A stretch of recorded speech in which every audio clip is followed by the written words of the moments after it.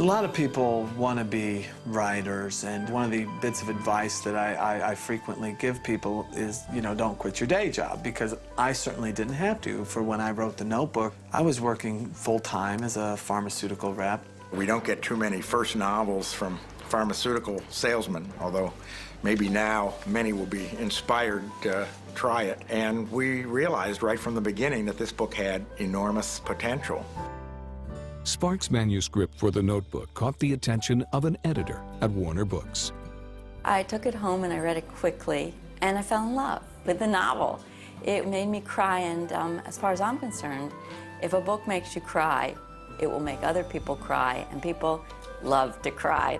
Sparks' agent had submitted The Notebook to 25 publishers, so Warner Books immediately made a preemptive offer.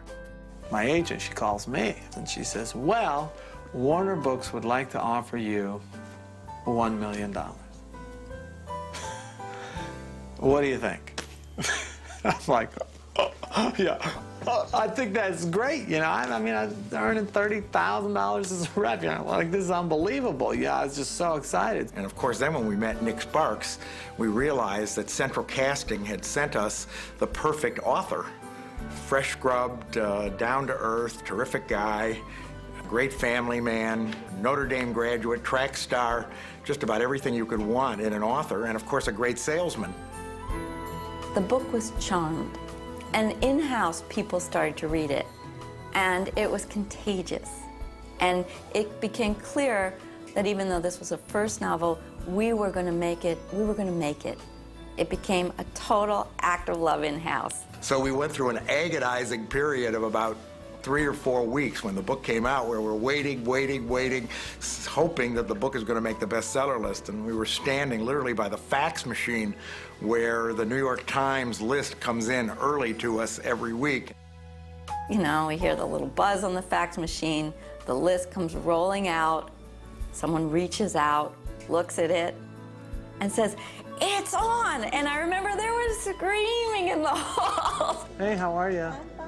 I'm so glad you came in. The Notebook was a word-of-mouth success. A book that someone closes and their first instinct is to tell someone else to read it.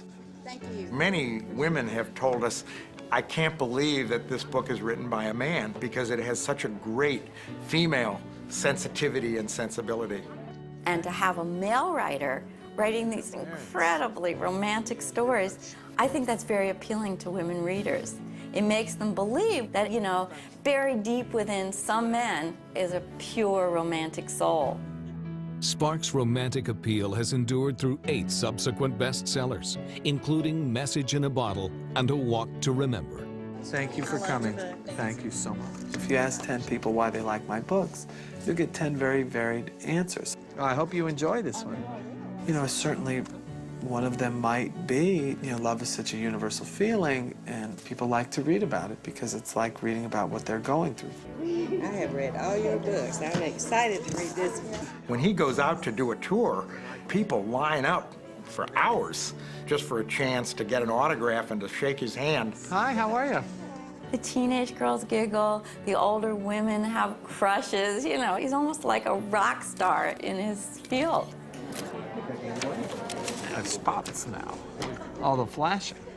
He's a very modest guy. He has his feet on the ground. He's very, very involved with his kids, and I don't think he will ever fall prey to that kind of celebrity nonsense. What do you think about these ones? And neither my wife or I are caught up in the celebrity aspect of what I do in the slightest. We don't go off to Hollywood parties or New York literary events.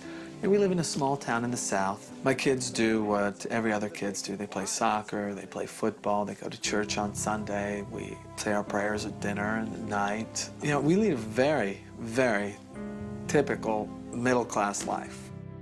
Sparks' father was a college professor who relocated the family numerous times before settling in Central California. His mother worked in a doctor's office. And our family was very poor. If my mom didn't work when we were little, we wouldn't have eaten. It just went down to that. So we were latchkey kids from the age of 5. No babysitters, you know, just get home from school and you're on your own. And my brother and sister and I were always very close. Yet today, Sparks and his brother Micah are the only remaining members of this close-knit family. I've had an enormous amount of tragedy in my life. You know, I've lost my mom, I've lost my dad, I've lost my younger baby sister. Sparks' third novel, A Walk to Remember, was inspired by his sister's courageous struggle with the cancer that would eventually take her life. I don't know anyone his age who's experienced as much personal tragedy in their lives. He has, and yet he's one of the most upbeat people. I mean, it's extraordinary. You take care of the downside and the upside will take care of itself. You know, that's such an important thing. That is a reason why I didn't quit my job to write a book. He's what the country loves, a good story, a good cry now and then, family values, love, all good things. And I think the reason he's able to write these very from-the-heart family stories is because he's lived it. I am no one special, just a common man with common thoughts. I've led a common life. There are no monuments dedicated to me, and my name will soon be forgotten. But in one respect, I've succeeded as gloriously as anyone who ever lived. I've loved another with all my heart. and soul. And to me, this has always been enough.